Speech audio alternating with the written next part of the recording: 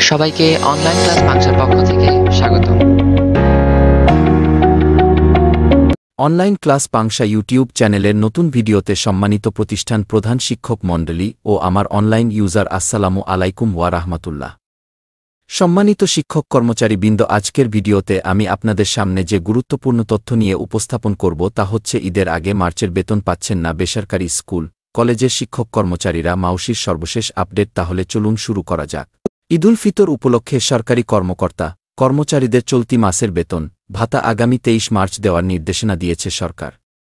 গত রোববার অর্থ মন্ত্রণালয়ের অর্থ বিভাগ এ নির্দেশনা দেয়।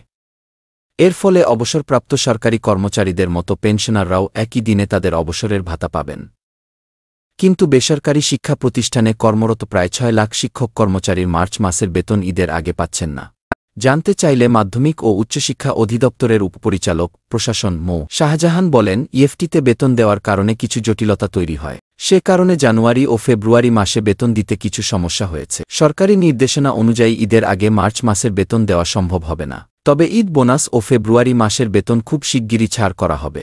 এদিকে বেসরকারি শিক্ষা প্রতিষ্ঠানে কর্মরত 3.5 লাখ শিক্ষক কর্মচারীদের বেতন চলতি সপ্তাহে দেওয়ার কথা থাকলেও এখনও বেতন ছাড়ের প্রস্তাব শিক্ষা মন্ত্রণালয়ে পাঠায়নি মাধ্যমিক ও উচ্চশিক্ষা অধিদপ্তরের মাউসি education management information system EMIS cell. ফলে চলতি সপ্তাহে ফেব্রুয়ারি মাসের বেতন না পাওয়ার সম্ভাবনা বেশি বলে জানিয়েছেন সংশ্লিষ্টরা।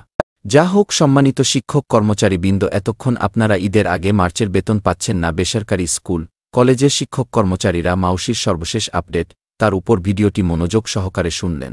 ভিডিওটি দেখে আপনারা যদি সামান্যতম উপকৃত হয়ে থাকেন তাহলে অনলাইন ক্লাস পাংশা ইউটিউব চ্যানেলটি সাবস্ক্রাইব, লাইক ও শেয়ার করেই আমাদের সঙ্গেই যুক্ত থাকুন। দেখা হবে অন্য কোনো নতুন ভিডিওতে। আল্লাহ হাফেজ। ধন্যবাদ।